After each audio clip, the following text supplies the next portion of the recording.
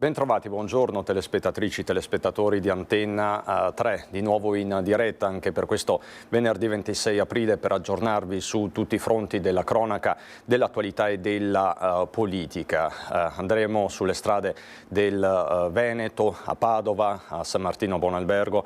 Ci sono stati appunto degli incidenti stradali molto gravi, vi daremo tutti gli aggiornamenti. Torneremo a Venezia, dove da ieri è scattata una vera e propria nuova era contrassegnata, segnata dal contributo d'accesso. Ci sono dei numeri davvero straordinari, qualcuno parla di un boom. E ancora il 25 aprile, perché ci sono delle polemiche infuocate. Come sapete, ieri a Treviso il ministro Carlo Nordio è stato fischiato durante le celebrazioni del 25 aprile, ma non è andata meglio a Trieste, dove la presidente dell'ANPI di Padova ha scatenato una bufera, ma vi racconteremo tutto in questa prima edizione, che parte però come sempre dalla cronaca e dalle ore di mobilitazione vissute a Paese per un allarme bomba. Vedo sul posto il nostro Lucio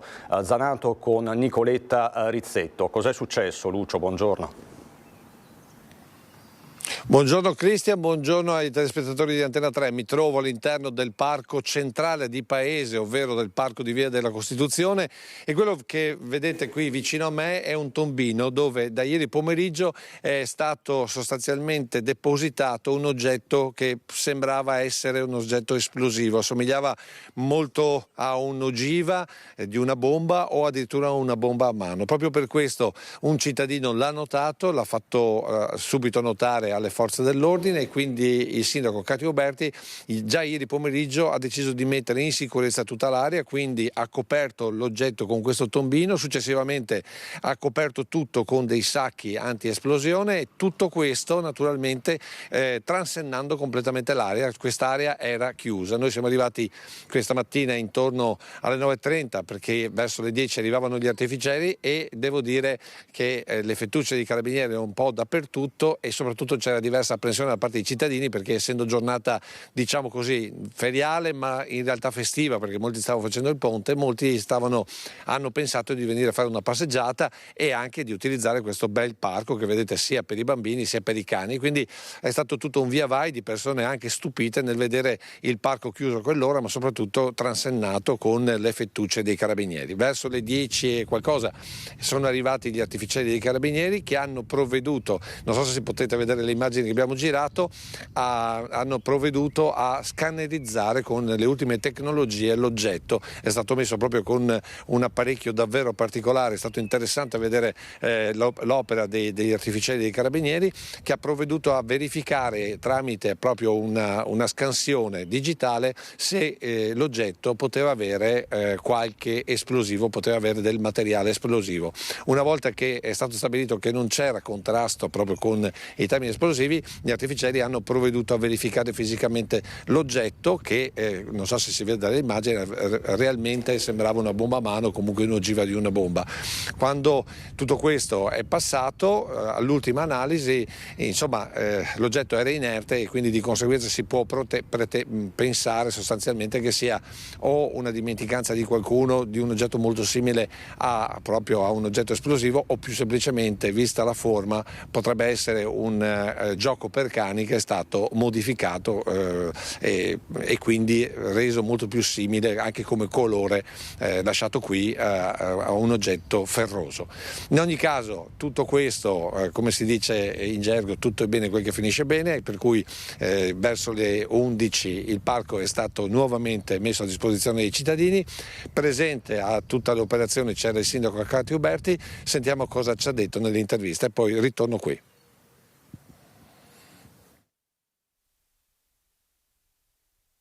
Sindaco, allora sono arrivati gli artificieri, per fortuna niente di grave. Sì, non volevamo allarmare nessuno, è capitato ieri questo ritrovamento e la segnalazione ai carabinieri, e quindi meglio qualche precauzione in più niente, si tratta semplicemente di un gioco di gomma. Ecco, comunque abbiamo visto gli artificieri in azione, cosa hanno fatto? Niente, radiografia all'oggetto, scandagliato tutte le foto, non risulta alcuna identificazione rispetto a qualche arma o qualche ordigno e pertanto l'hanno rimosso nel giro di poco tempo. Comunque l'importante è prevenire invece di curare. Certo, come sempre, ieri qualche cittadino va, abbiamo visto il parco chiuso, cosa è successo? Non abbiamo divulgato la notizia proprio per questo, però essere scrupolosi credo sia fondamentale in queste situazioni.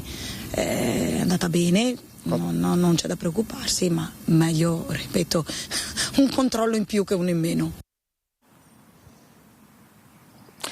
Ecco, meglio un controllo in più che uno in meno, ed è giustamente quello che ha detto il sindaco Cattiuberti. In ogni caso, ripeto, allarme cessato, di questa esperienza rimangono in questo momento questo tombino e soprattutto i sacchi anti-esplosione che sono stati messi.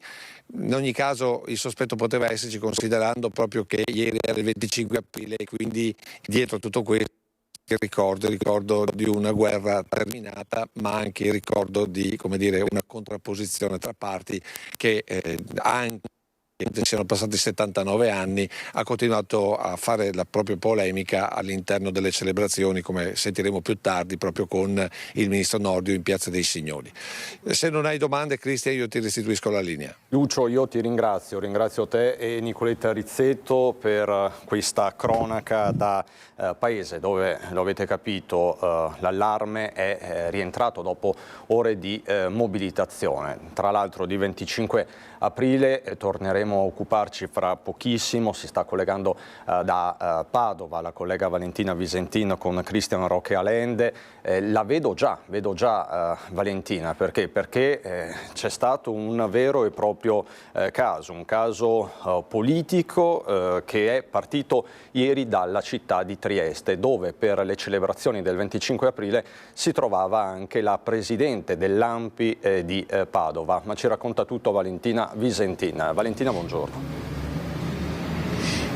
Sì, buongiorno Cristian, proprio così, perché se a Padova il 25 aprile si è svolto senza intoppi con le manifestazioni ufficiali e poi i vari cortei in programma, la polemica che vede protagonista Padova arriva da Trieste, dove appunto era ospite per le celebrazioni del 25 aprile la risiera di San Saba Floriana Rizzetto, presidente di ANPI Padova, che ha tenuto nel suo intervento un lungo discorso dal carattere proprio politico. In un passaggio ha fatto infuriare il governatore del Friuli Venezia Giulia, Massimiliano Fedriga, che addirittura ha minacciato di lasciare le celebrazioni. Il passaggio incriminato riguarda insomma la questione delle foibe. Anche le complesse vicende del confine orientale continuano ad essere strumentalizzate per portare acqua alla propria parte politica, spesso con autentiche manipolazioni di quanto è stato. Questo è il passaggio appunto che ha suscitato l'ira di Fedriga. Lo vediamo proprio nelle immagini che sono state riprese dai colleghi di Trieste ieri durante le celebrazioni del 25 aprile.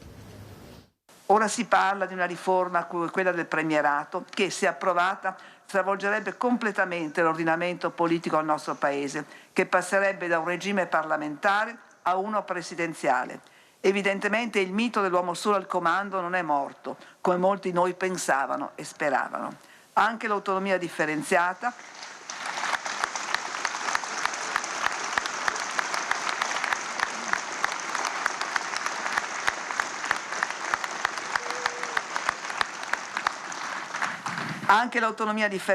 la cui strada è stata purtroppo aperta alla riforma del 2001, provocherebbe, se applicata in tutti i 23 campi possibili e nel modo in cui se ne parla, delle conseguenze irreparabili per l'unità della nostra nazione.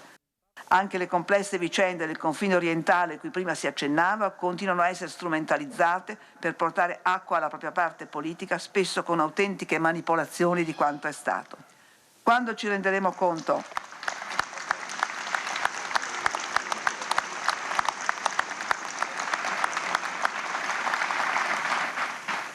Quando ci renderemo conto di quanto piccola sia l'Europa, pur se madre della civiltà occidentale, capiremo che solo rinunciando alle chiusure ideologiche e allo spirito revanchista ci sarà un futuro per noi europei?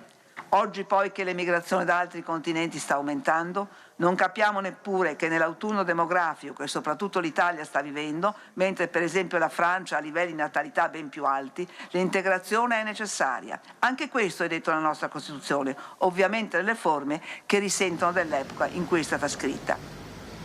Avete sentito le parole di Floriana Rizzetto, visto la reazione in diretta di Massimiliano Fedriga. Le parole di Floriana Rizzetto sono state ampiamente e duramente criticate da tutta la Lega, anche da Alberto Villanova, che parla di dichiarazioni macchiate di negazionismo e chiede alla presidente di ANPI Padova di chiedere scusa. Ma io vi lascio con le parole dure del governatore del Friuli Venezia Giulia, Massimiliano Fedriga. Da Padova è tutto, linea allo studio.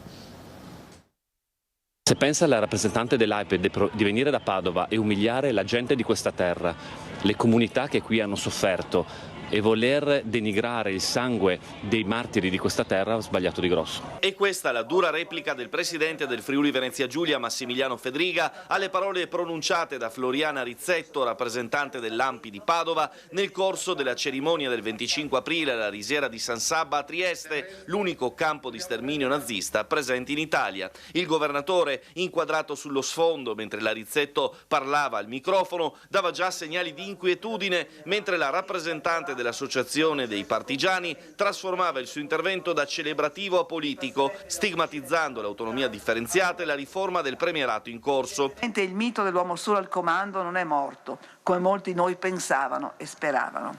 Poi il volto del governatore si è riempito di sdegno al commento sulla storia dell'esodo e delle foibe. Le complesse vicende del confine orientale, a cui prima si accennava, continuano a essere strumentalizzate per portare acqua alla propria parte politica, spesso con autentiche manipolazioni di quanto è stato. Quando ci renderemo conto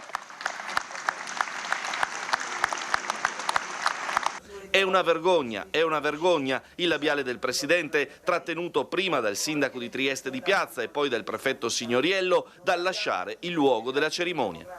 E devo dire che l'intervento che ha fatto oggi nella Risiera di San Sabba la rappresentante dell'ANPI proveniente da Padova, con un intervento di fatto riduzionista sulle foibe, è inaccettabile, se fatto soprattutto da un luogo del dramma come la Risiera, e vuole umiliare un altro luogo del dramma quali sono state le foibe.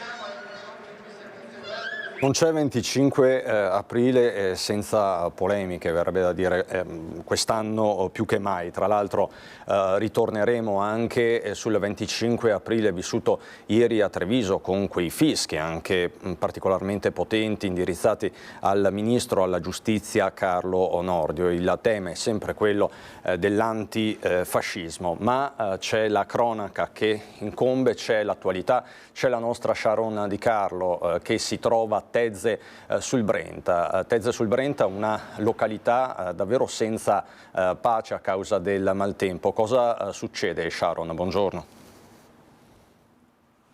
Sì, buongiorno Christian, buongiorno a tutti i telespettatori. L'hai detto tu, non c'è pace qui a Tezze sul Brenta. Dopo la grandinata dello scorso 19 luglio che ha messo in ginocchio il comune e il territorio limitrofo, infatti lo vedete alle mie spalle, ci sono ancora case e aziende che hanno tetti dissestati, lo vedete, ci sono i cocci e quel che rimane di una grandinata che, ripeto, ha messo in ginocchio l'intero territorio. Il maltempo di questi giorni ha scoperchiato ancora una volta alcuni tetti di alcune abitazioni, sono volati dei teli e alcune famiglie hanno chiesto aiuto al comune, ai vigili del fuoco e alla polizia locale. C'è un altro tema, Christian, che i ristori non sono ancora arrivati, milioni e milioni di euro appunto di ristori per i danni del maltempo che sono ancora fermi. Alcune famiglie non hanno la possibilità di poter sistemare tetti di case, aziende che appunto quindi hanno ancora infiltrazioni durante piogge, durante il maltempo, perché questi ristori sono fermi e bloccati. Noi ne abbiamo parlato con il sindaco di Tezze sul Brenta, Luigi Pellanda. Vi facciamo ascoltare il contributo e ti restituisco la linea. Io ho costantemente sollecitato l'ANCI, perché il commissario per l'emergenza ha dato incarico ad ANCI di seguire tutta la procedura, e proprio recentemente hanno mandato una lettera non solo a me ma anche ad altri sindaci che hanno lo stesso problema, dicendo che è stato spedito tutto al Dipartimento di Protezione Civile nazionale e che non hanno ancora informazioni né sull'entità né sulla data in cui verranno erogati questi contributi. La data della lettera porta il 14 di aprile, dicendo: noi quello che dovevamo fare lo abbiamo fatto, ad oggi non abbiamo ulteriori informazioni né sui tempi, ripeto, né sulle quantità dei ristori.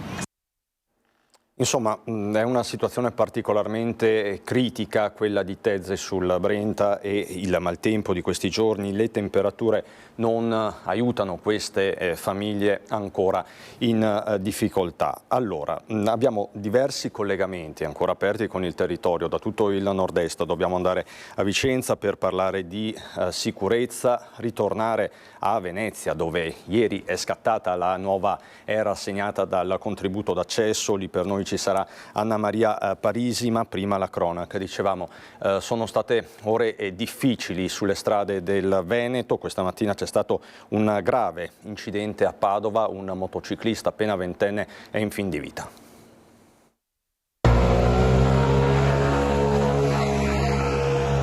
Incidente questa mattina verso le 7 lungo la circonvallazione di Padova, all'incrocio tra via Manzoni e via Crescini davanti all'Istituto Marconi.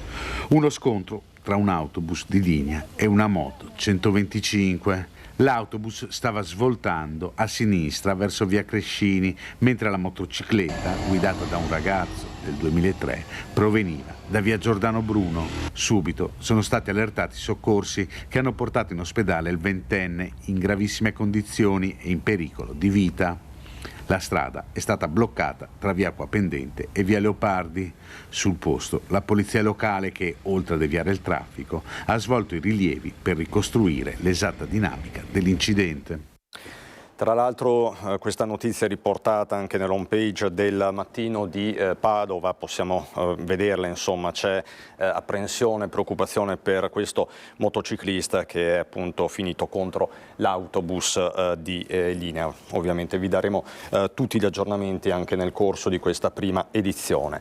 E rimaniamo sulle strade del Veneto, perché ieri sera c'è stata paura a San Martino Buonalbergo. Siamo nel Veronese per le sorti di un motociclista quarantenne rimasto ferito in un incidente mentre transitava nella frazione di Mambrotta. Erano le 22:30 quando l'uomo, per causa in corso di accertamento, ha perso il controllo della due ruote mentre viaggiava in via Allocco, finendo la sua corsa contro un palo della luce. Immediato l'arrivo dell'ambulanza del su M118, che ha trasportato l'uomo in gravi condizioni all'ospedale di Borgo Trento. Sul posto, per i rilievi del caso, è intervenuta la polizia stradale. Così dunque ieri sera, poco dopo le 22:30 a San Martino Buonalbergo. E noi ritorniamo per la cronaca nel Padovano per parlarvi di controlli antidroga in città a Padova. Prima ha aggredito i carabinieri che lo avevano fermato per un controllo mentre stava camminando in via San Marco a Padova, poi ha cercato maldestramente di disfarsi di alcune dosi di droga. Un 38enne della provincia di Savona è stato fermato e denunciato dai carabinieri per resistenza pubblico ufficiale e detenzione di sostanza stupefacente. Durante i momenti concitati della colluttazione con i militari, l'uomo ha tentato di disfarsi gettando a terra un involucro di cellophane contenente cocaina. I carabinieri allora hanno perquisito il suo zaino, trovando altre 2 bustine sempre di cocaina, un bilancino di precisione e 380 euro presumibilmente provento di spaccio. Ritorneremo alla cronaca fra poco, ci sono ancora tanti fatti di cui darvi conto. Innanzitutto ringrazio dalla regia Simone Merlo con Tommaso Migot. Ci stiamo destreggiando tra i vari collegamenti. I temi, come vedete, sono tanti anche in questa giornata post festiva. Vedo collegata, c'è la nostra Anna Maria Parisi. Anna Maria Parisi con Sandro Ponchio si trova a Venezia, davanti alla stazione di Santa Lucia. Venezia che da ieri di fatto è entrata in una nuova fase, quella segnata dal contributo d'accesso. Buongiorno Anna Maria.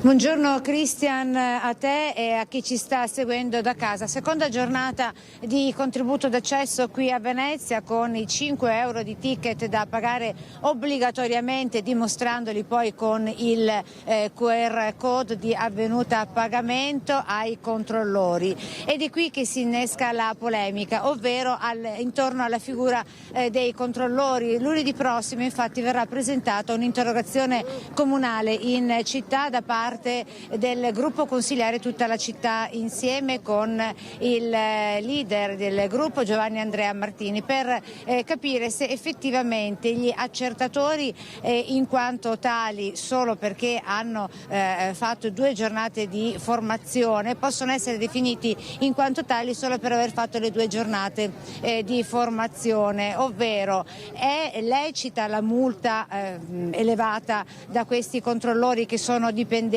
comunali nei confronti di chi non ha presentato il QR code, una multa che ci ricordiamo va dai 100 ai 300 euro.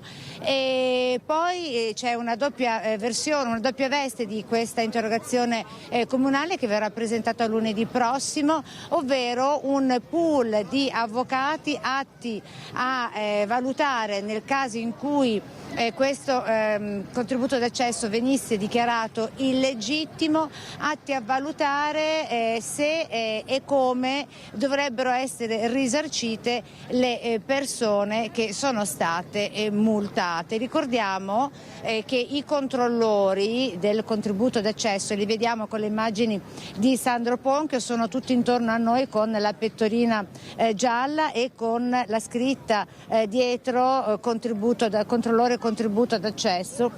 Sono dei dipendenti comunali che hanno risposto a un bando comunale in cui si chiedeva a chi volesse effettuare anche questa ulteriore incarico rispetto a quello già di dipendente comunale, quindi hanno risposto in 60. Sono stati formati, ripeto, per 2 giornate che vengono retribuite per i feriali a 50 euro al giorno, per i festivi 50 euro che diventano 75 euro. Insomma, monta sempre di più la polemica attorno a questo contributo d'accesso che è partito ieri, lo ricordiamo, giornata di San Marco, 25 aprile per Venezia, festa della liberazione per tutti. Allora ripercorriamo con i servizi di Filippo Fois quella che è stata la giornata di ieri, poi linea a voi.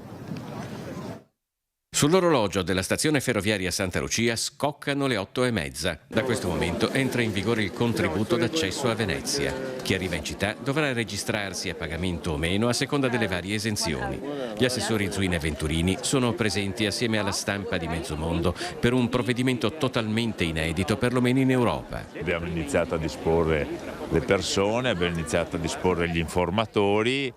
È un po' anche per noi una novità di vedere come va, ma per quello non vogliamo farlo in maniera traumatica. Oggi sono operative circa 200 persone, 120 sono gli steward, a questi si aggiungono una quarantina di accertatori e poi è tutto il personale dedicato alle biglietterie. Iniziano ad arrivare i primi turisti. Sul piazzale diversi totem offrono ogni informazione. Uno stand prevede una biglietteria per chi deve pagare i 5 euro e delle postazioni di computer con tanto di stampanti per certificare le esenzioni.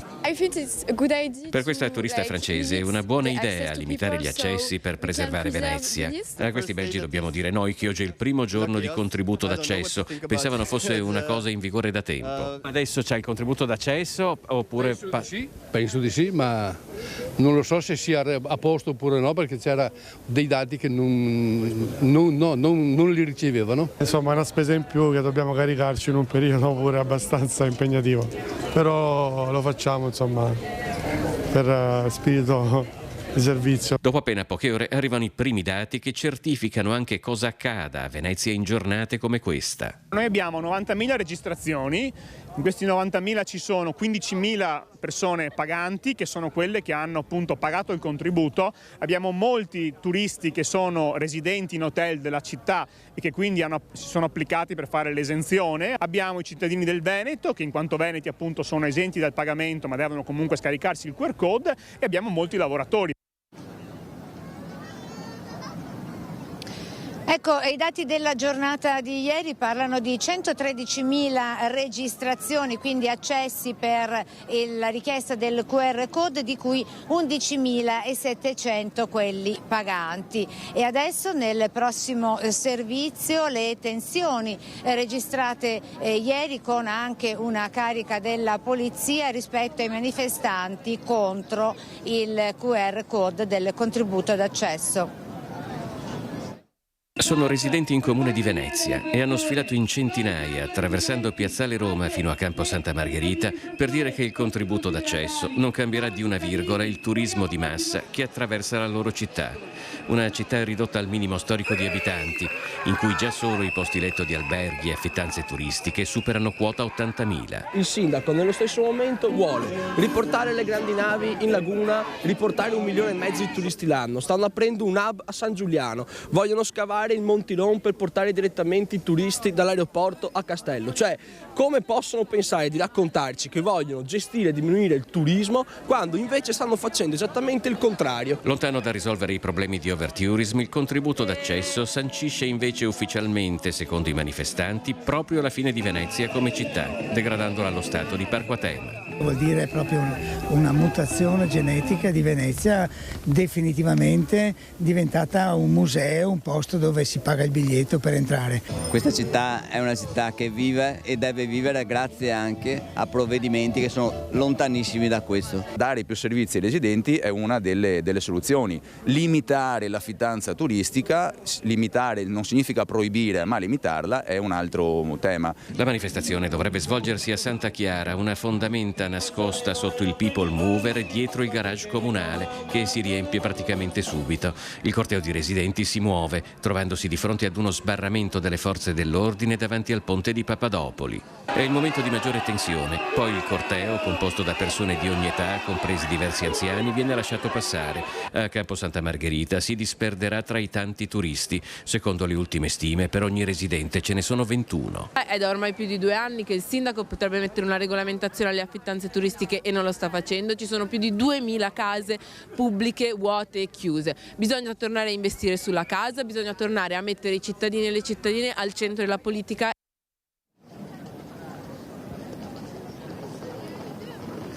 E siamo ancora a Venezia per ricordare poi, Christian, che quella che sarà la giornata di domenica prossima, 28 aprile, giornata di arrivo del Papa Francesco qui a Venezia e insomma già c'è il sold out, sarà da capire poi che cosa accadrà anche con questo QR code del contributo d'accesso.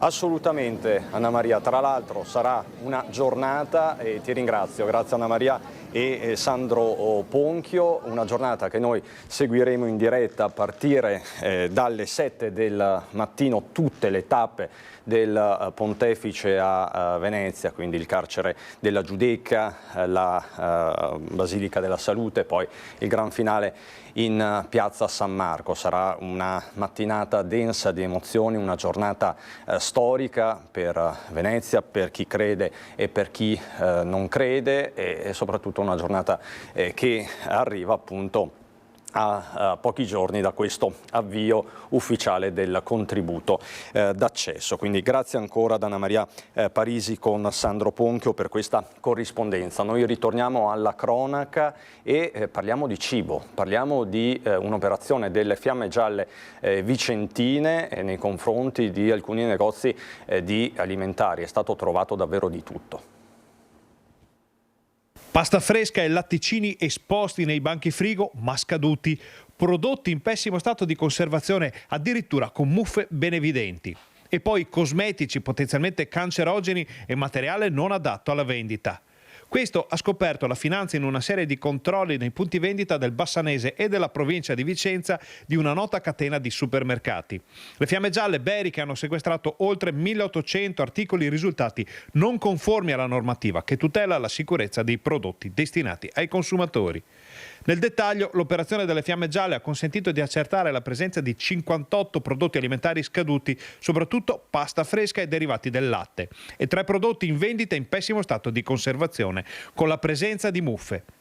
Gli alimentari sono stati ritirati dal mercato e posti sotto sequestro, mentre alla società e al trasgressore è stata appioppata una multa di 14.000 euro. 5 persone sono state denunciate, tra cui il responsabile di ciascun punto vendita entrato nel mirino della finanza. Ma non è tutto, perché i militari hanno setacciato anche i prodotti di cosmetica, trovando 544 articoli contenenti una sostanza classificata come cancerogena, di cui è vietata la commercializzazione in tutta l'Unione Europea dal 2022. Anche in questo caso i responsabili sono stati denunciati e i prodotti sono stati sottoposti a sequestro e messi a disposizione dell'autorità giudiziaria. Infine è stata rilevata la presenza di circa 200 prodotti per l'igiene personale e 956 confezioni contenenti generi alimentari sprovvisti delle indicazioni obbligatorie in lingua italiana, con contestuale applicazione di una multa di oltre 5.000 euro. Alla cronaca, ritorniamo a Conegliano per la tragedia dell'altra sera con un uomo che è precipitato dal quarto piano. È ancora sotto shock via Tirindelli a Conegliano dopo la tragedia che si è consumata mercoledì sera, pochi minuti dopo le 23, quando Renato Sagui, 68 anni, è precipitato dal quarto piano della palazzina in cui viveva. È stata la moglie ad avvertire un rumore sordo. Le sono bastati pochi istanti per capire cosa fosse successo. Immediata la chiamata ai soccorsi con i sanitari del SUEME che in pochi minuti hanno raggiunto il condominio, ma purtroppo per l'uomo non c'era più nulla da fare. In via Tirindelli sono arrivati anche i carabinieri di Conegliano al lavoro per ricostruire quei drammatici minuti. Tra le ipotesi al vaglio quella del drammatico incidente. La vittima, alta circa 1,90 m, potrebbe essersi appoggiata con la schiena al basso parapetto del terrazzo, forse per fumare una sigaretta, perdendo l'equilibrio e cadendo nel vuoto. Soccorsa dal 118 la moglie di Sagui, che ha avuto un malore a causa dello shock. Sconvolti anche tutti i familiari dell'uomo, chiusi nel loro straziante dolore. Il 68enne e la compagna erano rientrati dalla Germania, dove lui lavorava come gelataio, per trascorrere qualche giorno nella Marca. Nelle prossime ore potrebbe essere fissata la data dei funerali. Rimaniamo nella Marca per una vicenda a tratti surreale. Ha pensato bene di uscire dalla sua abitazione, dove si trovava agli arresti domiciliari, per andare a giocare alle slot. È accaduto nella tarda serata. I carabinieri, che stavano effettuando dei controlli, l'hanno sorpresa in Viale della Repubblica, proprio nei pressi di una sala slot. La donna, una 49enne, è stata arrestata in flagranza di reato per evasione. I militari dell'ARM hanno riaccompagnato la 49enne in abitazione, in detenzione domiciliare, in attesa di eventuali ulteriori determinazioni dell'autorità giudiziaria. Non solo, a Villorme, in via Chiesa, è stato fermato per un controllo un automobilista, il 40enne, è stato trovato in possesso di 2 coltelli a serramanico e ridotte quantità di stupefacente. Tutto è stato posto sotto sequestro. L'uomo è stato denunciato per porto di armi o oggetti atti ad offendere.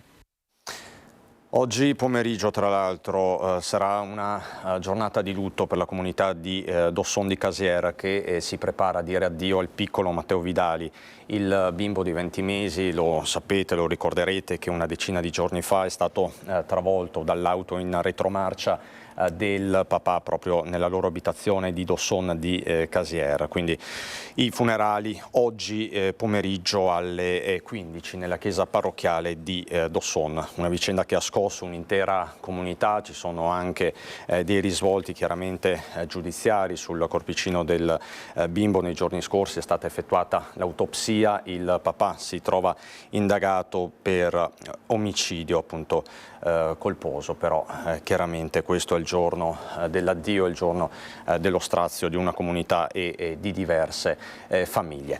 Noi adesso siamo pronti, il contributo è pronto del nostro Daniele Garbin con Simone Squarcina a Vicenza con il questore per parlare di sicurezza e di controlli, soprattutto in questi giorni di ponte e in prospettiva, perché come sapete a Vicenza manca poco per l'adunata degli alpini. Sicurezza 25 aprile e ponte di 1 maggio, il questore Dario Sallustio. Come è andata questa, innanzitutto primo weekend di questo blindato? Sappiamo che Vicenza è sensibile, abbiamo anche i militari da poco, quindi parlo dei soldati della missione Strade Sicura. Ecco, come è andata?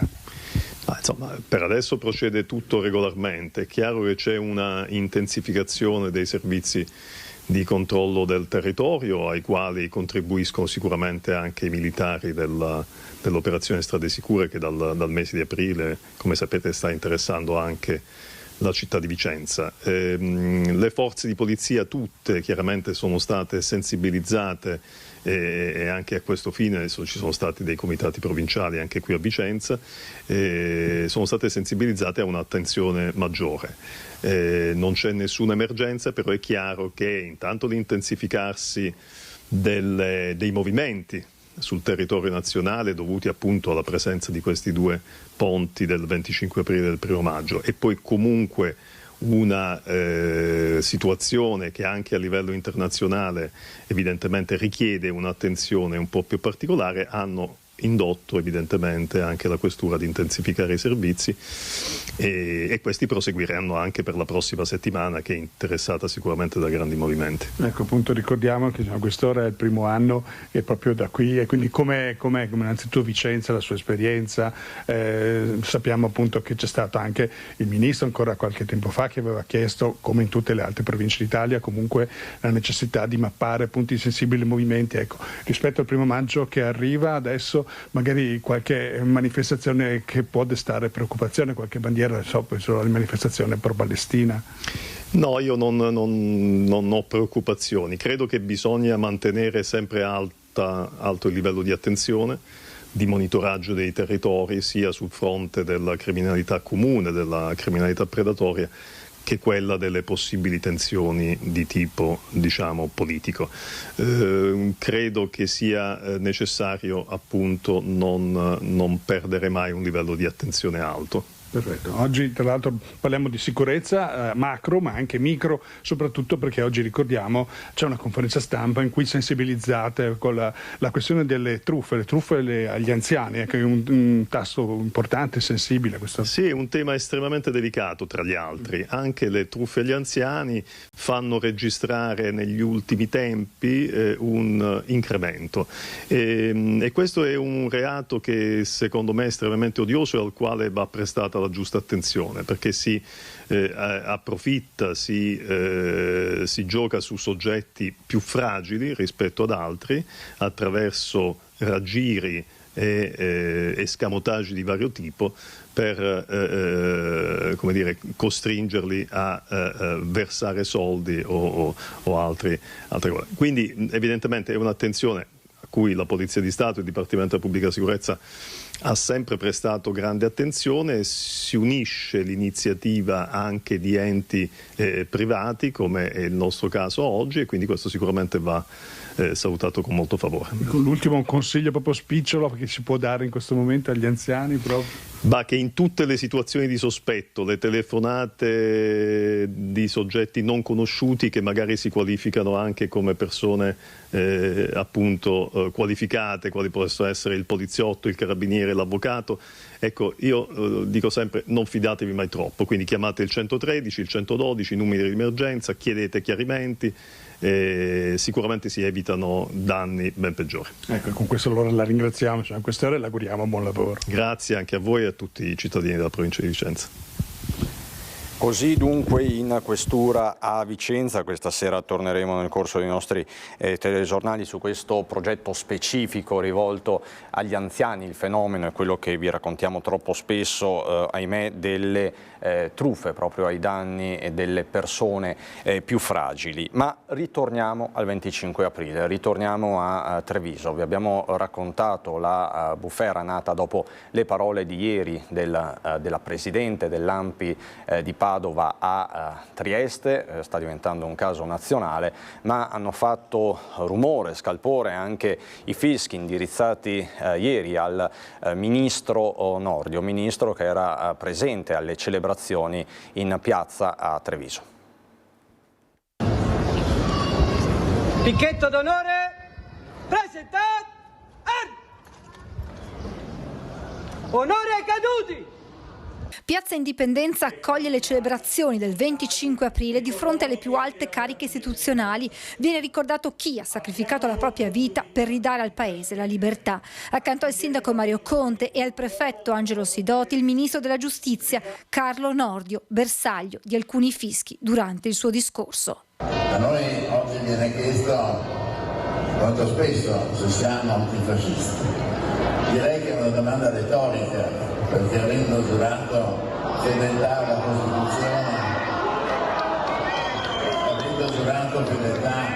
alla Costituzione, che è antifascista, è ovvio che siamo antifascisti. Detto questo, oggi si celebra una unità nazionale. Pochi secondi poi la situazione torna alla calma e il ministro termina il suo intervento. Sarà l'unico momento di tensione in una giornata durante la quale passato e presente si sono più volte incrociati, ricordando la resistenza durante la Seconda Guerra Mondiale, arrivando alla distruzione provocata dai conflitti oggi in corso dall'Ucraina al Medio Oriente. È una piazza che grida no al fascismo e intona in più occasioni Bella ciao.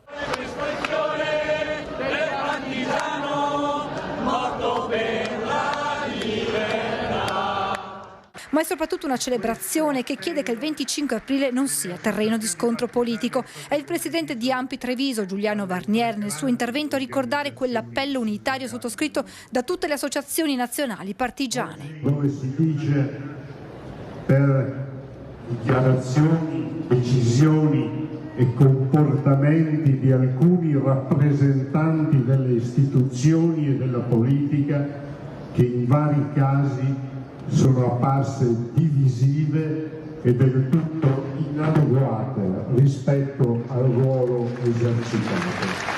Le celebrazioni saranno aperte al cimitero maggiore di Treviso con la deposizione delle corone d'alloro al mausoleo del Corpo dei Volontari della Libertà, al sacrario ai caduti della Seconda Guerra Mondiale, al campo del Tricolore e al monumento ai caduti dell'Arma dell'Aeronautica.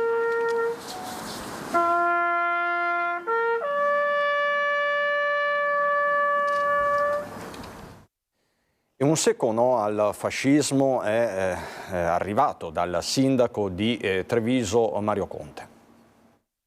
Treviso è stata antifascista, Treviso è antifascista e Treviso lo sarà per sempre antifascista. Questo lo dico a chiare lettere senza alcun timore, perché rappresenta il sentimento e il DNA della comunità trevisana che ha combattuto per la libertà. Lo aveva detto durante il suo intervento in Piazza Indipendenza e lo ha ripetuto anche successivamente il sindaco Mario Conte, il no della città di Treviso al fascismo, ricordando poi la figura di Giacomo Matteotti, il primo, ha detto, ad essere portatore di ideali fortissimi. Conte è tornato poi sui fischi rivolti da parte della piazza al ministro Nordio. La chiave di lettura del ministro era legato ai contenuti presenti nella Costituzione che ci richiamano all'antifascismo, quindi probabilmente è stato mal interpretato. Io non ho alcun problema di dichiararmi antifascista e lo faccio con onore. Guardasigilli che durante le celebrazioni al cimitero maggiore di Treviso aveva voluto sottolineare come la festa del 25 aprile non debba essere divisiva, ma debba piuttosto consolidare l'unità intorno a valori comuni. È un peccato che spesso durante questo 25 aprile vi siano delle manifestazioni pro o contro qualcuno. Qui si tratta soltanto di celebrare, di ricordare i nostri morti con venerazione, con rispetto e con uno spirito di pace e di fratellanza. Il 25 aprile dovrebbe essere la festa di tutti, evidenzia il senatore Andrea Martella. Dovrebbe essere chiaro a tutte le forze politiche e alle istituzioni, aggiunge, che trovarsi nel perimetro antifascista significa avere valori comuni. Questa destra, la destra attualmente al governo, fa fatica a riconoscere in questi valori antifascisti, fa perfino fatica a pronunciare la parola antifascista. Ecco, questo secondo me non garantisce che tutti quanti siamo dalla stessa parte nel favorire la crescita e il rafforzamento della libertà e della democrazia. Ritorniamo per un attimo a Paese. Abbiamo aperto questa prima edizione con l'allarme bomba rientrato che ha mobilitato un'intera comunità più o meno da ieri sera. Poi nella mattina di oggi sono arrivati anche gli artificieri, come possiamo vedere anche dalle immagini del nostro Lucio Zanato. Ebbene, l'allarme è rientrato, ma appunto in questo parco pubblico in via della Costituzione sono arrivati uomini e mezzi per non lasciare nulla di intentato. Sul posto per noi c'era Lucio Zanato, ha intervistato la sindaca Katia Uberti, ha parlato della tensione iniziale, poi per l'appunto il parco adesso è stato riaperto e con ogni probabilità si è trattato di uno scherzo, ma appunto nelle prossime ore cercheremo di capirne un po' di più. Sempre per la cronaca vi ricordo dell'incidente molto grave che si è registrato questa mattina a Padova, una moto contro un autobus di linea, gravissimo, un 21enne. L'incidente si è verificato all'incrocio tra via Crescini e via Leopardi. Il bus è stato urtato mentre svoltava a sinistra. Vi abbiamo mostrato il servizio con le immagini sul posto del nostro Francesco Ratai, e c'è apprensione anche per le sorti di un altro motociclista quarantenne che ieri sera a San Martino Bonalbergo, quindi nel Veronese, ha urtato un palo della luce. Si trova ricoverato in gravi condizioni all'ospedale di Borgo Trento a Verona. Adesso per noi qualche istante di pubblicità, rientriamo fra poco.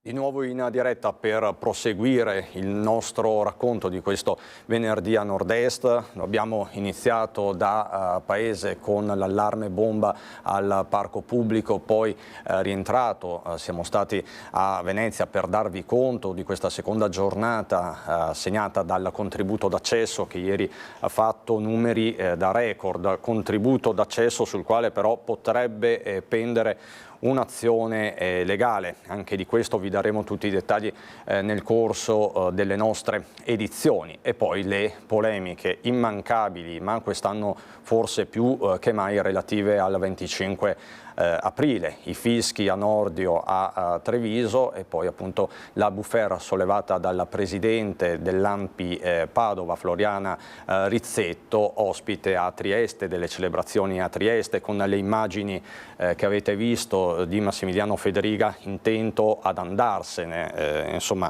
anche su questo torneremo nel corso delle nostre edizioni. E poi la cronaca, gli incidenti di cui vi abbiamo dato conto a San Martino Bonalbergo nel Veronese e a Padova questa mattina, con un motociclista appena ventenne in fin di vita che si è scontrato contro un pullman di linea. C'è poi la politica. Ieri è arrivata l'ufficializzazione, se ne è parlato tantissimo, il generale Vannacci candidato dalla Lega per le europee. Questo il post di Matteo Salvini, con il quale si è sciolta ogni riserva. Sono contento che un uomo di valore come il generale Vannacci abbia deciso di portare avanti le sue battaglie di libertà insieme alla Lega in Parlamento europeo. Queste le parole di Salvini nell'ufficializzare la candidatura del generale delle polemiche in vista delle europee dell'8 e del 9 giugno. Da parte sua Vannacci conferma la sua stima, confermo la mia stima, dice Vannacci, nei confronti del ministro Salvini, e sottoscrivo le sue dichiarazioni. Sarà un candidato indipendente che mantiene la propria identità e che lotterà con coraggio per affermare i propri valori di patria, tradizioni, famiglia, sovranità, identità, che condivido abbondantemente con la Lega. Tutto bene? Ci chiediamo questo. Forse no, perché ci sono dei malumori all'interno della Lega, soprattutto della Lega Veneta. Ne abbiamo dato ampiamente conto in questi mesi. Tra i più ostili alla nomina di Vannacci c'era Roberto Marcato, l'assessore allo sviluppo economico, Bulldog Marcato, che Francesco Ratai è riuscito a raggiungere poco fa nella zona di Montegrotto. Sentite la reazione a caldo di Roberto Marcato. Dipende dalle modalità, perché un conto è se Vannacci sarà il capolista in tutta Italia, allora, come dire, lì diventa necessaria una riflessione, perché il candidato in tutta Italia diventa il portabandiera anche di una storia, di valori, di progetti, di ideologie, quindi insomma è tutto evidente che se lui fosse il candidato in tutta Italia allora serve una riflessione. Se è il candidato, uno dei tanti candidati, vabbè, insomma non avrà la mia preferenza, ma ne abbiamo viste di tutti i colori in questi anni, insomma anche con Bossi, insomma c'erano candidati a volte suggestivi. Se dovesse essere il candidato di una circoscrizione, il capolista di una circoscrizione, allora spero che non sia nel nord-est, e chiedo al segretario regionale che capolista nel nord-est sia una donna, un uomo leghista veneto, perché così vuol dire, ricordo sommessamente che pochi mesi fa Fratelli d'Italia in Veneto ha fatto il miglior risultato d'Italia. Ecco, dobbiamo ritornare ad avere una nostra identità forte, e lo puoi fare solo con candidati forti veneti. Abbiamo dei candidati ottimi alle europee veneti, ecco. Io spero che sia un candidato veneto il capolista nella circoscrizione nord-est. Una figura come quella di Vannacci può fare attorno a sé quadrato per quelli che sono i valori di quella che era la Lega Veneta, poi Lega Nord, poi Lega. No, distinguiamo, può essere un valore aggiunto dal punto di vista elettorale, lo vedremo. Io non sono uno studioso dei flussi elettorali, quindi non lo so. Può essere il rappresentante dei valori della Lega? No, perché non è un autonomista convinto come lo sono i leghisti veri, è un uomo dell'esercito che parla di patria, insomma noi non è che poi parliamo tutti i giorni, non è che facciamo colazione a caffè e patria. Ha delle idee suggestive sugli omosessuali, e non l'ho sentito dichiararsi antifascista, per cui insomma ecco, la Lega è un'altra cosa rispetto alle sue idee.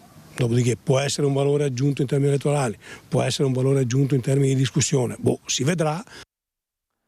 Insomma, parlare di mal di pancia è un eufemismo, ma la posizione di Marcato era nota, ma non riguarda solo Marcato. È evidente che questa sera torneremo anche su questo, su questa ufficializzazione del generale Vannacci tra le file della Lega. E questo mentre a livello nazionale si continua a parlare, lo possiamo vedere dall'Ansa.it, del super bonus 110%. Insomma, si continua a parlare di questo strumento, croce e delizia per un certo periodo di politica, impresa, famiglie, però insomma sapete che il dibattito ormai è incandescente. Oggi se ne parla perché c'è l'intenzione di estendere a 10 anni le detrazioni del super bonus per quanto riguarda le zone colpite da terremoto, ma anche qui si è aperta ovviamente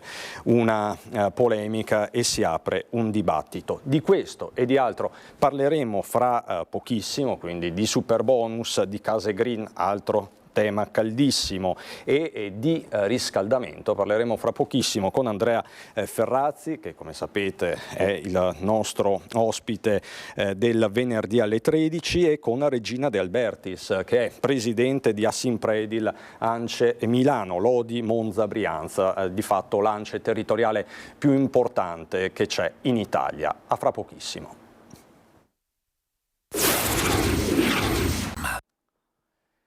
Le 13 in punto, rientriamo in studio per aprire la consueta pagina dedicata ai temi della sostenibilità, dell'ecologia, dell'ambiente e non solo. Lo facciamo con Andrea Ferrazzi, presidente dell'Associazione per Persone Ecologia Reti. Buongiorno Ferrazzi, e buongiorno soprattutto all'ospite di giornata, Regina De Albertis, presidente di Assimpredil Ance Milano, Lodi, Monza, Brianza. Parliamo di un'associazione importantissima per il territorio, ma vorrei, Presidente, fosse lei a presentarla.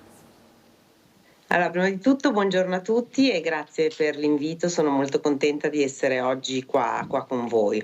ANCE è l'Associazione Nazionale dei Costruttori Edili e appunto rappresenta tutte le imprese di costruzione a livello nazionale ed è molto disseminata sul territorio, in particolar modo io rappresento tutti i territori di Milano, Monza, Lodi e della Brianza. Faccio un breve cenno su quello che rappresenta il settore delle costruzioni, anche se immagino tutti voi lo sappiate. Il settore delle costruzioni incide circa, grazie alla lunghissima filiera che è attiva, sul 20%, anche 21% del PIL del paese, e diciamo nella storia non c'è mai stato un momento in cui il PIL avesse segno positivo se non parallelamente ci fosse un più davanti agli investimenti in costruzione. E quindi appunto abbiamo una rilevanza strategica in quelle che sono le politiche economiche del paese, ma non solo, infatti questo è il motivo probabilmente dell'invito odierno. Abbiamo anche un ruolo strategico in quelle che sono tutte le politiche verso una transizione ecologica e un pianeta più sostenibile, perché siamo noi che andiamo ad agire sugli edifici, sulle scuole, sugli ospedali, su tutte quelle strutture appunto su cui bisogna operare per fare in modo che appunto si riducano le emissioni inquinanti. E diciamo, Presidente, che gli spunti in questi mesi non mancano, arrivano dal Governo, arrivano dal Parlamento, dall'Europa. Poco fa abbiamo mostrato il tema del super bonus, fra poco ci ritorneremo, ma io parto proprio dal tempo, sto sul generico per mostrare quanto poi il settore delle costruzioni sia appunto cruciale e trasversale. Sono giorni in cui è ritornato il maltempo, il freddo lo sentite, lo sentiamo tutti, e siamo ritornati anche a riaccendere il riscaldamento. Ci sono delle ordinanze anche specifiche su questo. Ferrazzi, si ritorna a riaccendere il riscaldamento con tutte le conseguenze del caso. Andrea Ferrazzi. Sì, speriamo per pochi giorni e con ogni probabilità così sarà. C'è stato un precipitare delle temperature nel nord, ma anche al centro e anche in parte al sud, ma diciamo che le previsioni meteorologiche prevedono che nelle prossime ore, già a partire da domani, le temperature dovrebbero rialzarsi, entrando nella media. Ovviamente tutto questo ha una influenza diretta sul tema del riscaldamento, e il riscaldamento ha un'influenza diretta sulla questione diciamo delle emissioni climalteranti e dell'inquinamento. Sono due questioni diverse, cioè le emissioni climalteranti sono fatte da sostanze, chiamiamolo così, che producono l'effetto serra e quindi surriscaldano l'atmosfera con tutte le conseguenze nefaste che vediamo all'ordine del giorno, ma in maniera strutturale anche nel nostro paese. L'inquinamento invece riguarda altre diciamo sostanze chimiche, spesso che si combinano con sostanze già presenti in natura, in particolare con l'ossigeno, l'ossido di azoto, il biossido di azoto e via dicendo, e questi fanno male direttamente alla salute umana. Bene, non c'è dubbio alcuno che il riscaldamento in generale e dunque anche il riscaldamento civile ha un'incidenza diretta. A livello scientifico ormai è acclarato che il 40% del consumo energetico dell'Unione Europea è per il riscaldamento, e questo produce il 35% delle emissioni del gas serra. Allora stiamo parlando di una questione essenziale. Quando si diceva all'inizio, quando la Presidente De Albertis diceva all'inizio che si tratta di pensare una rigenerazione anche dal punto di vista edilizio, ovviamente si inserisce nel grande filone che è quello della lotta al cambiamento climatico, e non c'è dubbio alcuno che per mole degli interventi, per mole degli investimenti e per l'impatto nei due settori di cui abbiamo parlato adesso, certamente l'edilizia può essere un volano assolutamente decisivo. Io devo dire peraltro che è un'edilizia che per lo più sta pensando al proprio futuro, e sta pensando al futuro appunto nella logica della rigenerazione urbana e nella logica della ecosostenibilità. Ormai gli interventi dell'edilizia sono interventi rigenerativi, quelli più interessanti, e certamente anche territori come quelli di Milano da questo punto di vista hanno fornito degli spunti interessanti. Assolutamente, e poi c'è l'altro aspetto, Ferrazzi, molto più terra-terra per certi versi, ma molto sentito soprattutto negli ultimi mesi, quello delle bollette. Quindi quando parliamo di riscaldamento parliamo di tutte le conseguenze ambientali, climatiche, ma poi c'è anche il tema economico che sentiamo tutti. Sentito in maniera drammatica nel corso degli ultimi anni in particolare, no? E la crisi in Ucraina che si è, diciamo, affiancata alla speculazione della borsa del gas di Amsterdam, ha portato negli ultimi anni un aumento dei costi per le bollette dell'energia delle famiglie incredibile. Si era passato da un costo per megawattora appunto alla borsa del gas di 17 euro a megawattora, si era passati a 380, e questo ha portato una crisi delle famiglie, delle imprese. E si ricorderà che in Senato io proposi proprio un aiuto strutturale alle famiglie e imprese, andando a prelevare il 30% degli extrautili che erano stati incamerati dalle aziende dell'oil and gas per motivi, diciamo, esogeni, cioè che prescindevano dalla qualità del management, ma erano legati ai motivi speculativi e ai motivi della guerra. Questo è stato fatto proprio dal governo Draghi e qualcosa si è portato a casa, meno, diciamo, di quanto si sarebbe potuto, e su questo noi dovremo fare, come dire, anche un approfondimento. E tra l'altro il costo del gas non influisce direttamente solamente sul riscaldamento, ma anche sulle bollette dell'elettricità. Perché? Perché nel nostro paese la stragrande maggioranza dell'energia elettrica è prodotta bruciando gas, più del 40%, e quindi nel momento in cui c'è un aumento del costo del gas c'è indirettamente anche un aumento delle bollette elettriche, quindi il combinato disposto di aumento delle bollette energetiche elettriche e quelle per il riscaldamento o anche il raffreddamento, peraltro, ha superato una soglia critica, e quindi di ogni evidenza che anche dal punto di vista economico dobbiamo intervenire con forza. Quindi, Presidente De Albertis, in questa tempesta perfetta, possiamo definirla così, il ruolo dei costruttori diventa imprescindibile, Presidente De Albertis. Costruttori che devono per forza, già lo stanno facendo in parte, cambiare pelle. Presidente. Assolutamente sì, proprio. Direi che è centrale il nostro compito in questo momento, e rispetto proprio alla domanda che faceva poc'anzi ad Andrea Ferrazzi, ci tengo a precisare 2 o 3 dati, perché bisogna proprio far capire alle persone, dopo l'esperienza del Superbonus, di cui magari poi parleremo successivamente, che andare ad agire sul proprio appartamento è un investimento. Oggi può essere considerato semplicemente un costo, mentre in realtà è un investimento, perché quello che loro vanno a fare è un qualcosa di positivo a livello dell'ambiente, per se stessi e per le generazioni future, per i loro figli, ma anche, andiamo proprio sulle cose più concrete, anche un risparmio effettivo sulle loro bollette.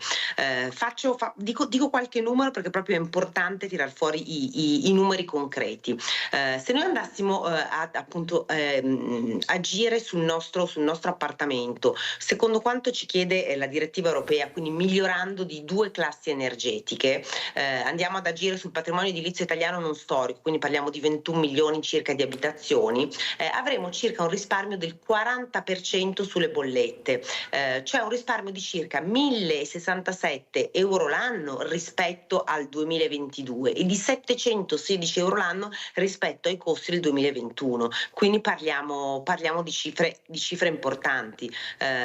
Passando invece, se estremizzassimo il processo, quindi passando da una classe G, che è la classe più energivora, a una classe A4, che è appunto il massimo livello, si otterrebbe un risparmio addirittura dell'89%, quindi rispetto al 2022 parliamo di 2.400 euro l'anno, quindi cifre veramente sostanziali. Sul piano nazionale, quindi questo a livello di singola abitazione. Sul piano nazionale vorrebbe dire un miglioramento di circa 22,9 miliardi di euro rispetto per il miglioramento di 2 classi e 50, scusate, leggo perché mi sono scritta i dati per non sbagliare, 50,9 miliardi se invece si facesse il ragionamento del passare dalla classe G alla classe A4, oltre rispetto appunto a quello che diceva Ferrazzi a un miglioramento sulle emissioni di CO2 davvero significativo e importante.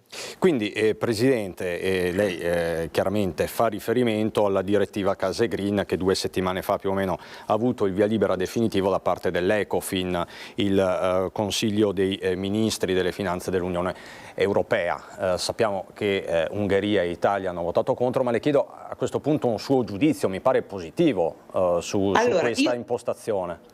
Io ritengo che sia un qualcosa di positivo e debba essere vista anche come un'opportunità appunto per tutti noi. Sicuramente è stata spiegata male perché tante volte poi, come è successo un po' per il Superbonus, per questa direttiva, sono cambiate le cose in corso, quindi ha spaventato tantissime le persone. Io ho avuto molte persone che mi chiamavano e mi dicevano: ma cosa succede adesso alla mia casa, non varrà più niente? Quindi in realtà va spiegato approfonditamente qual è lo strumento e qual è la finalità di questo strumento. Io ritengo che la cosa positiva nell'ultima versione appunto della direttiva sia quella di aver lasciato a ogni singolo Stato membro della Comunità Europea un margine di libertà, perché bisogna fare una considerazione che non può essere trascurata. Ogni paese della Comunità Europea ha delle condizioni climatiche diverse e delle condizioni dello stock abitativo molto differenti. In Italia abbiamo un patrimonio edilizio privato estremamente diffuso perché abbiamo una forte propensione all'acquisto dell'abitazione, quindi una forte propensione verso la proprietà privata, diversissimo da altri paesi invece dove abbiamo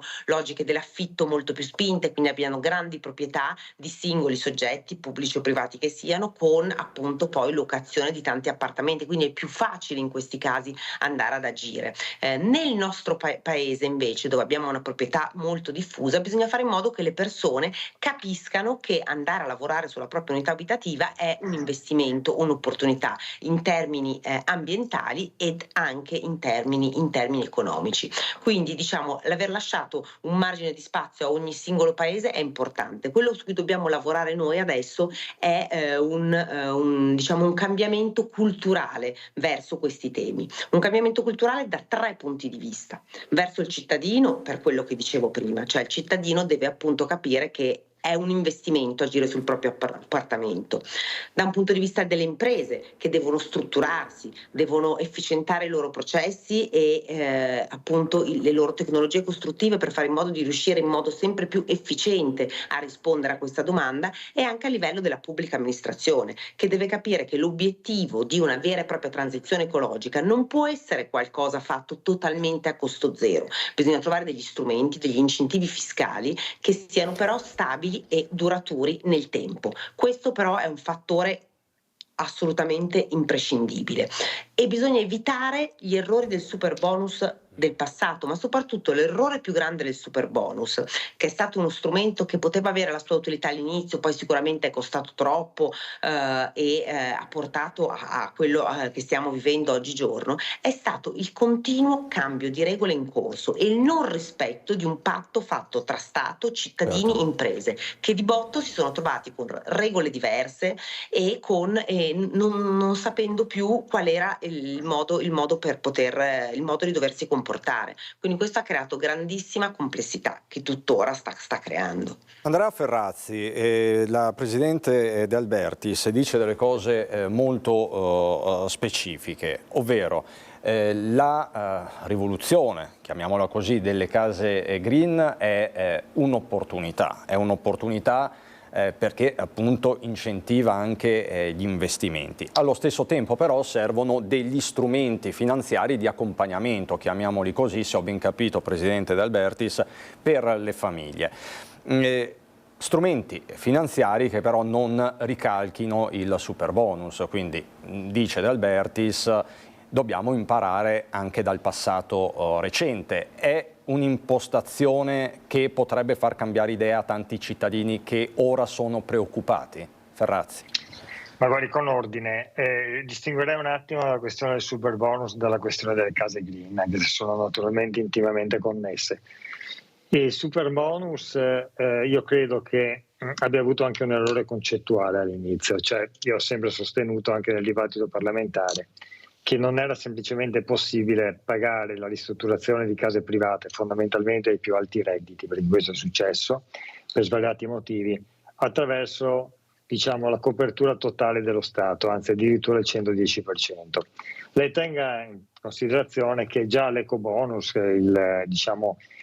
il credito d'imposta al 65% era quasi un unicum a livello occidentale, cioè uno Stato che aiuta i privati cittadini a ristrutturare la sua casa e restituisce il 65%, e peraltro in presenza di un'altra legge che ha quasi 20 anni nel nostro Paese, che consente per le ristrutturazioni ordinarie una copertura del 50%, erano già degli strumenti molto interessanti e secondo me su quelli si doveva proseguire.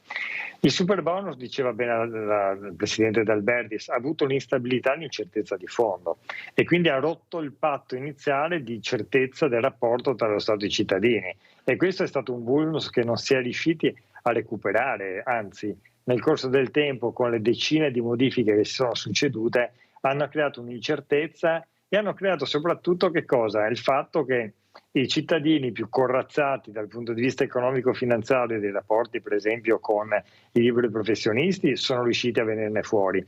Altri invece si sono trovati impantanati e magari dopo settimane o un mese di ricerca affannosa di portare a casa il risultato. Io sono molto d'accordo in questa direzione con l'ultimo studio della Banca d'Italia, che è stato pubblicato da qualche giorno, che dice che un intervento di questo tipo, che a parer mio deve essere fatto, e deve essere naturalmente stabile, certo, nel tempo, e deve essere poi più calibrato e mirato, cioè deve essere mirato in particolare per le famiglie a basso reddito e per gli edifici più energivori, creando anche un delta temporale, uno spazio temporale certo, all'interno del quale poi tutti gli interventi devono essere attivati. E su questo certamente ci sono poi interventi diretti anche di aiuto al credito, il mondo delle obbligazioni, la finanza, i derivati e via dicendo.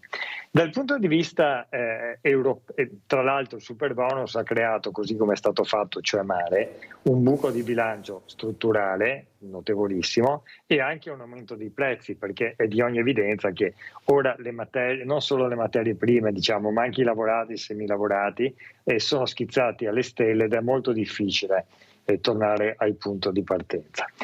Dal punto di vista europeo credo che il progetto Case Green sia stato migliorato nel corso del tempo e fondamentalmente si è passati da un concetto repressivo sanzionatorio a un concetto che riguarda più l'incentivazione e la trasformazione. E che sia chiaro, lei conosce bene quanto sia il mio impegno sul tema della sostenibilità. Io ritengo che il Green Deal europeo sia stato il baricentro di tutte le politiche di questi ultimi 5 anni. E bene si fa l'Europa a proseguire in questa direzione. La transizione ecologica, così come quella digitale, cioè le transizioni gemelle, sono i baricentri per poter creare ricchezza, competitività e per non soccombere all'economia della Cina e degli Stati Uniti, per essere chiari. Anzi, da questo punto di vista, l'Europa deve fare un salto in avanti verso l'integrazione, anche dell'integrazione finanziaria, creando anche debito comune e anche un aumento del bilancio comune, utilizzando, come dice Draghi, anche leve finanziarie del tutto innovative. In questo quadro, la direttiva Casa Green è stata un'evoluzione significativa, ha lasciato un certo margine ai paesi, entro 2 anni i paesi devono fare un piano nazionale, ha esentato alcune tipologie di case, gli appartamenti più piccoli, le seconde case, luoghi di culto, eccetera, eccetera, ha posto un elemento di transizione temporale ragionevole, sia dal punto di vista dell'edilizia, sia dal punto di vista anche delle caldaie e via dicendo. Quindi credo sia uno strumento interessante che, se usato con intelligenza all'interno di piani nazionali razionali, possa fare un salto di qualità far fare un salto di qualità a tutto il sistema e le famiglie. Ecco, diciamo che però appunto le famiglie devono essere in qualche modo rassicurate. Le famiglie devono essere rassicurate, le famiglie devono essere accompagnate, devono avere norme certe con tempi certi e non è possibile che le decisioni, le leggi, le normative varino di mese in mese come è avvenuto per il super bonus. Questo appunto rompe quel patto di certezza, di quel patto di lealtà, quel patto di fiducia tra l'ente pubblico e gli operatori e poi le famiglie. Altra questione, non c'è solo lo Stato naturalmente, non c'è solo la legge, diceva bene Regina De Albertis, c'è poi tutta la fase amministrativa, tutta la fase procedurale, tutta la fase del permitting. Su quello anche la pubblica amministrazione, anche quella legata ai territori, deve fare un salto di qualità. I tempi delle risposte devono essere veloci, i tempi delle risposte devono garantire alle imprese e ai cittadini di fare interventi in maniera veloce, appunto, mirata e con la certezza dei tempi. Ecco, diciamo Presidente De Albertis che quella delle case green è una svolta, ma appunto a voi farebbe paura l'approccio giungla che si è visto con il super bonus, quindi la certezza delle norme innanzitutto è la base per poter procedere con una rivoluzione di questo tipo. Assolutamente è la base, lo è ancora di più in questo momento, perché comunque sia imprese sia cittadini sono veramente scottati da quello che è successo. Perché parlo appunto in rappresentanza delle imprese. Tante imprese si sono dotate, hanno acquisito strumentazione, quindi macchinari, hanno assunto manodopera pensando di poter programmare gli interventi in un determinato modo e poi dall'oggi al domani hanno trovato le regole diverse. I cittadini si sono mobilitati e poi di punto in bianco si sono trovati in condizione di non poter più andare a fare quello che avevano fatto. Quindi in questo momento c'è anche tantissima preoccupazione da questo punto di vista. Quindi una persona dice: ma io cosa faccio? Faccio questa cosa o non la faccio? Le regole dureranno nel tempo o non dureranno? Quindi ancora di più in questo momento bisogna fare in modo che le regole siano assolutamente chiare, precise. Bisogna soprattutto, anche lo diceva prima Andrea Ferrazzi, fare una chiara e netta classificazione di quali sono gli incentivi, di quali sono le categorie a cui andranno questi incentivi, quindi differenziarli a seconda appunto dell'utente che li deve ricevere. Un grandissimo errore del super bonus che poi è andato è stato usufruito maggiormente da classi sociali sicuramente più abbienti, che avevano magari la possibilità di essere più strutturati per poter fare le cose nei tempi, e quindi di conseguenza è andato a favorire tutta una parte di popolazione che magari poteva autonomamente agire sulla propria unità immobiliare. Quindi proprio è stato fatto una grandissima confusione, non è stato posto nessuna barriera all'accesso per le imprese che andavano ad agire, quindi anche questo ha portato tantissimi problemi. Noi come associazione l'avevamo denunciato dall'inizio, una proposta che avevamo fatto all'origine è: fate in modo che le imprese che possano fare lavori per il super bonus siano imprese che hanno la certificazione SOA, che è la certificazione che bisogna avere per fare i lavori pubblici, perché in questo caso si utilizzavano soldi pubblici. Questo è stato messo in campo a 1 anno e mezzo data dall'entrata in vigore dello strumento, un esempio. Quindi bisogna assolutamente sedersi, ma insieme, quindi imprese e a pubblica amministrazione, trovare una strumentazione che funzioni. Anche gli strumenti della cessione del credito, dello sconto in fattura adesso sono 2 spauracchi, mentre in realtà se usati con intelligenza sono strumenti molto molto utili, e capire quali sono le risorse che la pubblica amministrazione deve mettere e può mettere in gioco, e altro lato appunto anche i cittadini devono fare la loro parte.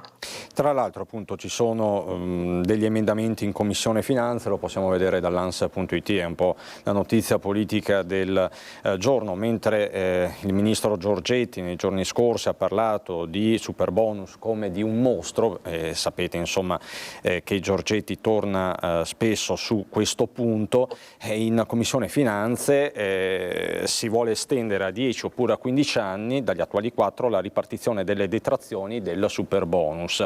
Lo chiedono tra l'altro diversi emendamenti bipartisan che arrivano un po' da tutte le forze politiche. Questa può essere una soluzione, Presidente De Albertis? Ma guardi, potrebbe essere una soluzione, questa potrebbe esserlo, perché poi soprattutto le ultime novità cosa hanno riguardato? Hanno riguardato gli edifici del cioè la zona del cratere, quindi gli edifici su cui è necessario agire assolutamente anche per questioni di sicurezza, e tutta una parte che riguardava il terzo settore. Quindi sicuramente due ambiti in cui lo strumento del superbonus invece aveva un'utilità enorme. Quindi io dico anche a livello governativo, sicuramente devono fare i conti con una extra spesa che poi non è più stata, appunto, non si è riusciti più a contenere. Quindi sicuramente delle problematiche ci sono, però queste problematiche devono essere adesso in qualche modo risolte, però bisogna guardare al futuro e pensare al futuro, e devono rendersi conto tutti che non è possibile riuscire negli obiettivi che ci pone l'Unione Europea, ma che vogliamo anche noi come singoli cittadini per il bene delle generazioni future, non fare qualcosa. Quindi bisogna assolutamente andare a pensare ad un futuro, e quindi a me quello che preoccupa è questo spauracchio eccessivo, questo terrore eccessivo che sta bloccando completamente la situazione invece. Anche perché appunto uno degli obiettivi, e ne abbiamo parlato spesso con Ferrazzi in questi mesi, ma prima insomma lo ha citato espressamente Ferrazzi, la rigenerazione urbana. Tutti questi strumenti sono prodromici alla rigenerazione urbana, che è fondamentale. Noi consideri una cosa, la legge urbanistica nazionale su cui noi ci muoviamo ancora in questo momento è del 1942, è stata quindi scritta in un momento in cui le logiche erano totalmente diverse, quindi un momento di nuova espansione, di nuova costruzione. Oggigiorno invece noi dobbiamo andare ad agire su un patrimonio edilizio costruito per la gran parte prima dell'entrata in vigore di qualsiasi normativa sull'efficientamento energetico e sull'antisismica. Quindi è un patrimonio edilizio molto importante, molto disseminato, su cui bisogna andare ad agire. Quindi è fondamentale mettere mano a una nuova legge urbanistica nazionale che abbia come obiettivo centrale quello della rigenerazione urbana. E cogliendo questo obiettivo si coglie anche poi l'obiettivo della transizione energetica. Ferrazzi, chiudo con lei. Questa è un po' la roadmap sostanzialmente, perché noi ci focalizziamo magari sugli interventi specifici, però c'è un disegno complessivo.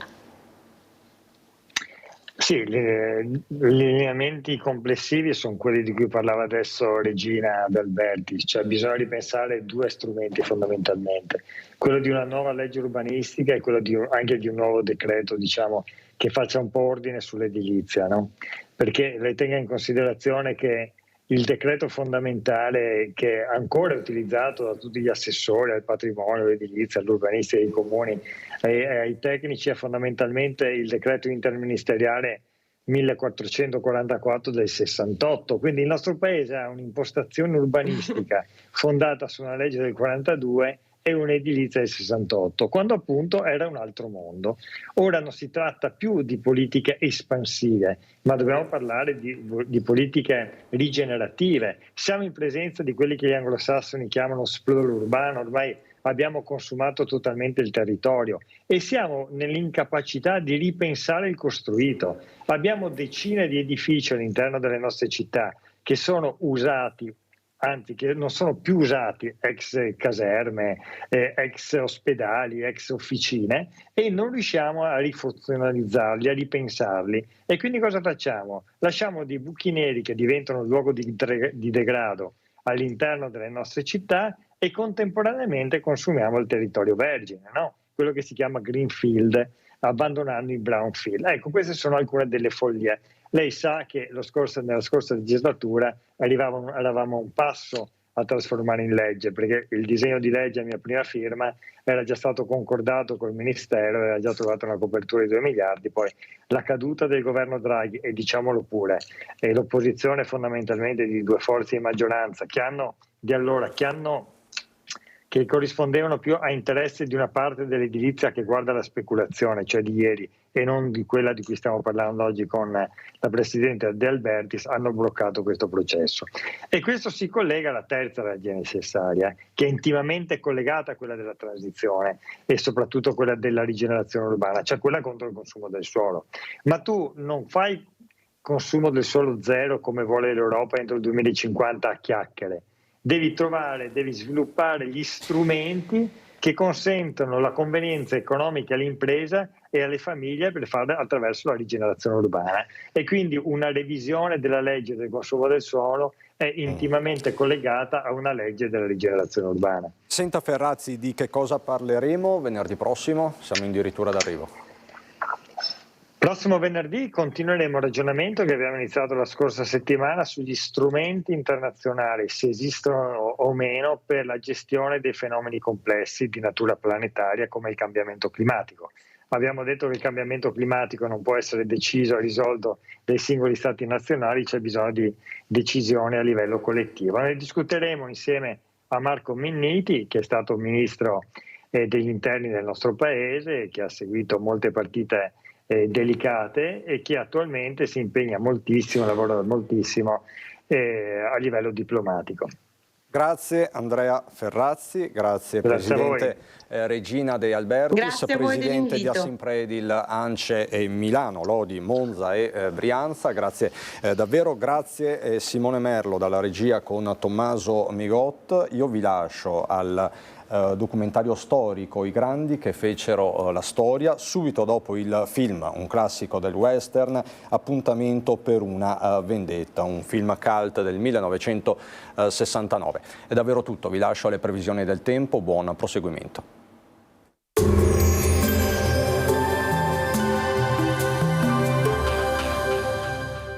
Tremonti, impianti professionali per saldatura e taglio, riparazioni, taratura e calibrazione impianti a Montebelluna. Bentrovati al meteo. L'atmosfera non è ancora stabile sul nostro territorio. La giornata di venerdì 26 aprile ci riserva ancora una spiccata instabilità. Vediamo insieme il dettaglio. Sul Veneto inizialmente avremo un'alternanza tra spazi di sereno e addensamenti nuvolosi.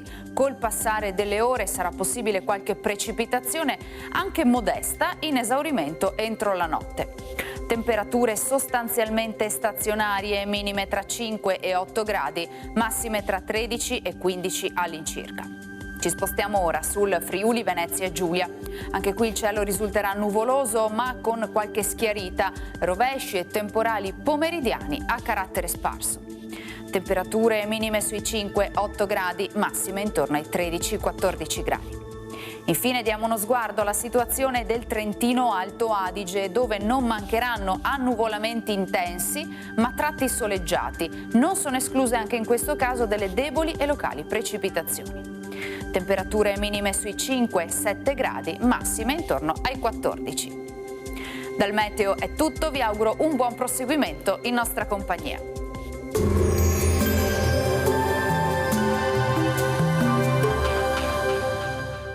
Tremonti, impianti professionali per saldatura e taglio, riparazioni, taratura e calibrazione impianti a Montebelluna.